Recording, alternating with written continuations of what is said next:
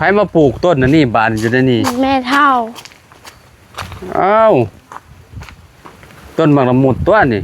โดยโอ้พี่น้องเอ้ยมันต้องหดน้ำมันได้นี่ว่าต้องหดน้ำตลอดนี่ฉะนั้นมันบ่ติดดอกนี่เลยหากระปลูกมื้อนี้บ่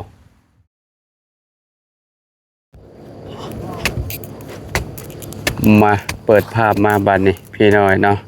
มาพบมาเจอกันเฮาอยู่ที่บ้านน้องเลี้ยงพี่น้อยเนาะเอาก่อนอื่นก็สบายดี FC บัสสุขทุกคนคือเก่าคือเดิมพี่น้อยเนาะมาแล้วเห็นน้องเพิ่นขุดไปซังจกอยู่พี่น้อยเนาะสบายดีน้องสบายดีสบายดีเด้อทาง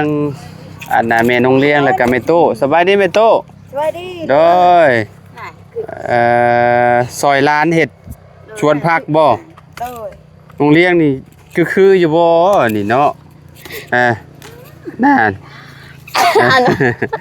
เมตู้เมตู้เด้เมตู้เราเห็ดในเบิ่งเลยพี่น้องเอ้ยเนาะอายะนำมันมากเลยชาวาถึงก็อยากจะน่ะปิอยู่ติขุดแบบขุดลงเนาะตู้เนาะขุดแบบชับไปเรื่อยๆหั่นน่ะมันเสียมมันยากกว่านี้อ๋อมันติดเสียมน้อยๆนะมันก็นัวปูตัวมอยมั้ยแล้วนานนึงเลยเนาะเปลี่ยน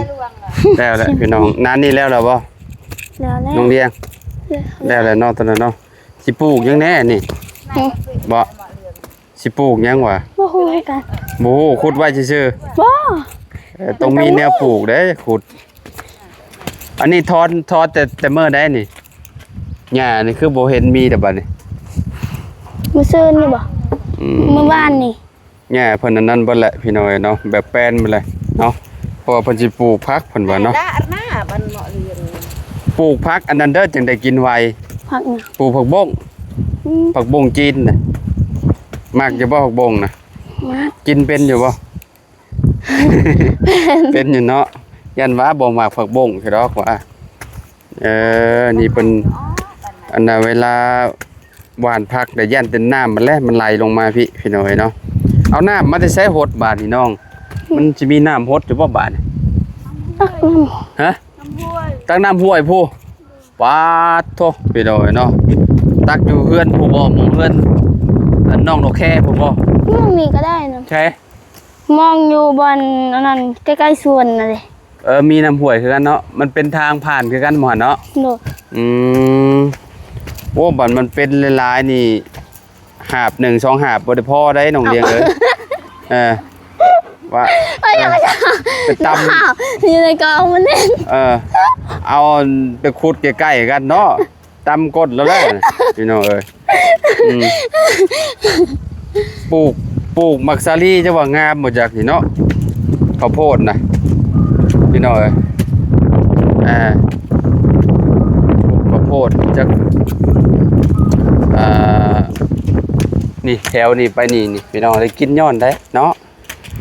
ปอโตทางนี้เด้ซะน้องนี่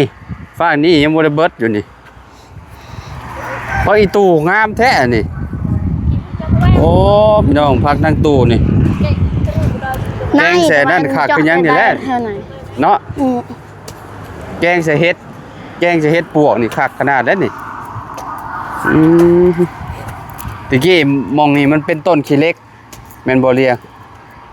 อันน่ะได้หากมันพี่น้องเนาะต้นบางยุ่งบางยำใหญ่เต็มอยู่เนาะเพิ่นปลูกปลาเมี่ยนพี่น้องนี่ติดแล้วนี่ก็ได้ทางหลังน้องเลี้ยงนี่แล้วก็ต้นบางโนมบางนัดพี่น้องเนาะโอ้หมักแตบแห่ก็มีเนาะหมักทั่วแห่หั่นน่ะพี่น้องเนาะอยู่บ้านเฮานี่สิได้กินช่วงหน้าแล้งพี่น้องเนาะปลูกไว้กินเมี่ยงนะว่าง่ายๆขุดขึ้นไปเรื่อยๆเนาะเหนียวลิดินนี่นะมันสิงามอยู่บ่นี่เนาะบ่ทรงได้น่ะบ่าวว่าเนาะบ่าวยันมันบ่งามหั่นน่ะหมุนงามมีบ่ว่าหมุดโตดำๆมีหลายบ่คะแนนมีเนี่ยบ่ไหวนี่นะเจ้าหวานยังก็บ่เหลือมันไปเบิดน้องเลี้ยงเอ้ยบ่เห็นเ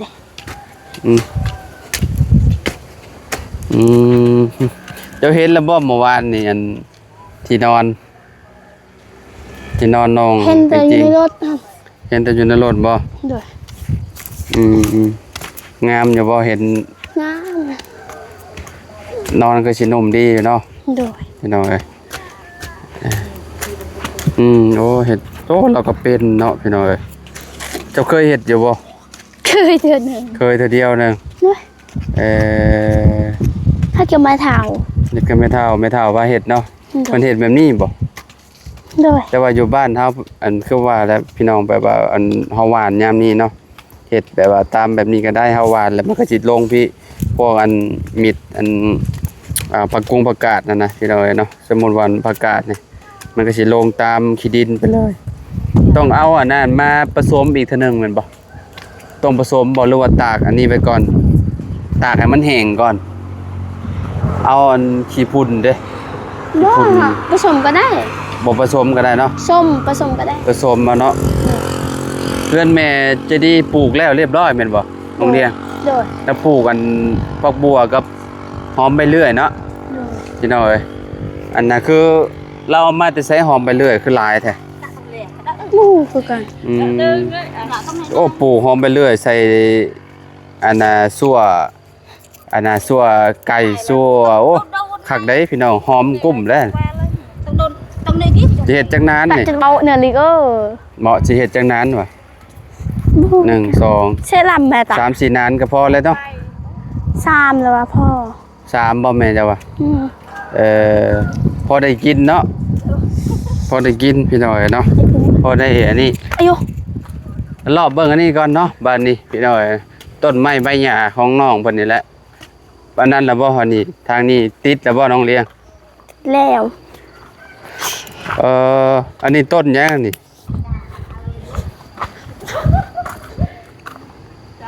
ต้นมังนมุดบ่ เลย อันนั้นต้นมะม่วงเนาะโอ้ เอ้านี่เลยน้อยเนี่ยโอเค ปิวไปเลย เอ้ามันคือปิว เสื้อหน้าปิวไปแล้วของมันลม เอามา เด้ แต่โรงงานเลย ง่ายมาเบิดระบ่บัดนี้ โดย ง่ายมาอยู่พี่ทาวรระบ่บัดนี้ เลย โดยพี่น้องเนาะมาอยู่พี่แล้วบัดนี้เนาะมาครบเบิดเลยบัดนี้พี่น้องเพิ่นลื้อมาเบิดทุกอย่างเลย อันนี้มาแต่ไสซะ ขอตรงน้ำไปที่ มีทางบ่บัดนี้ บ่มี เอ้าเฮ็ดเมียนซื่อๆบ่มีแนวโต่งบ่บัดนี้โอ้ถ้ามีแนวโต่งไว้ก็ดีเลยคือเพื่อนของมีอ่ะเนาะ โดย โอ้เพื่อนของมีเรามีอันโต่งเด้อันนี้โต่งไว้เอาไว้ใส่หรือว่าเอาไว้กินก็ได้น้ำนะพี่น้องเอ้ยนี่อันนี้เราเก็บมาแต่ใช้เสลียง โอ้โหกันอยู่ถึงเดือน โอ้คักอยู่ได้นี่เนาะเอาไว้โต่งน้ำกินพี่น้องเอ้ย แต่โรงงาน เอามาแต่โรงงานคือกันนี่ก็ได้เนาะเฮ็ดแบบว่าอันเอาโต่งน้ำพี่น้องเอ้ยโต่งน้ำอาบโต่งน้ำกินเนาะดังไฟอยู่นี่น่ะบ่เป็นหยังแล้วบัดนี้เนาะ ดู โอ้พี่น้องเอ้ยคักแล้วบาดนี้เนาะสะดวกสบายแล้วครับพอเวลาฝนตกนี่ติเนาะมันเปียกคือเก่าพี่น้องนี่ก็ยังมีอยู่ได้นี่น้ำแล้วนี่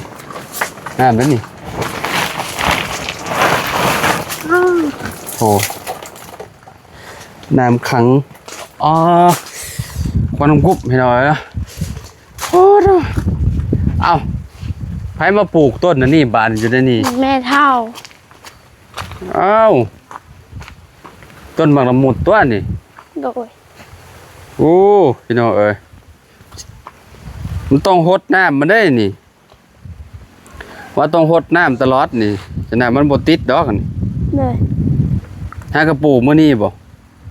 โดย โอ้แม่ตู่เราก็คักเราปลูกไว้ให้ลูกหลานพี่น้อยเนาะป้อผลใหม่เลยเรียบร้อยเลยบาทนี่พี่น้อยเนาะฝนตกนี่ก็จะสิเป็นยังไงแล้วอันนี้เนาะอันนี้ก็เรียบร้อยอีกเนาะ พี่น้องเอ้ย ไปรอบเบิ่งพี่น้องเอ้ยฝนตกลมแบบนี้คือสิเซาไว้อยู่เนาะน้องเดียเอาเตียงเข้ามาได้เลยเนาะเนี่ยเนาะ พอไปตัดเด้ แล้วก็ ตัดแล้วเข้าได้พี่น้องเอ้ยเนาะตะกี้มันเข้าบ่ได้เนาะวันนี้เข้าได้แล้วพี่น้องเอ้ยแต่ว่าผ่านเนาะแรกอันเพิ่นว่าเพิ่นสิแบ่งเครื่องบัดนี้เพิ่นก็เลยมากะเบิ่งว่าตัดอันนี้ออกแล้วมันเข้าได้เนาะเพิ่นตัดแบบโอ้มันยังอันนี้ ตะกะแตน ไผไปหามา ไปหามื้อนั้นเด้ เอาขัวให้กับขัวมานี่ เอ้าบ่มีไฟครัวจะให้มาตุ้น โอ้เจ้าขัวเองหรือว่าแม่เจ้าขัวให้ ไม่ค่อยครัว ขัวใส่บักพริกเนาะ โดย พี่น้องเอ้ยซิมมึงดู บ่ เป็นยังคือบ่ซิม เป็นว่าชิวไป มันบ่แซ่บติเบิ่ง แซ่บ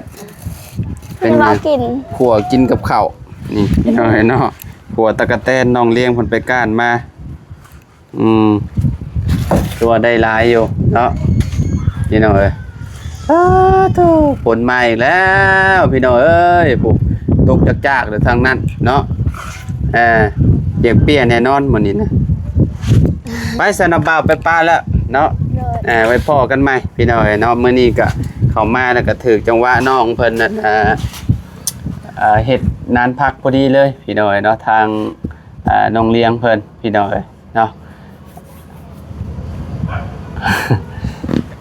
เมื่อวันที่25เนาะทางน้องเพิ่นก็สิไปอันนี้แหละพี่น้องเปิดเทอมแล้วเนาะไปกะเกียมเนาะถ้าปลูกผักยามนี้ก็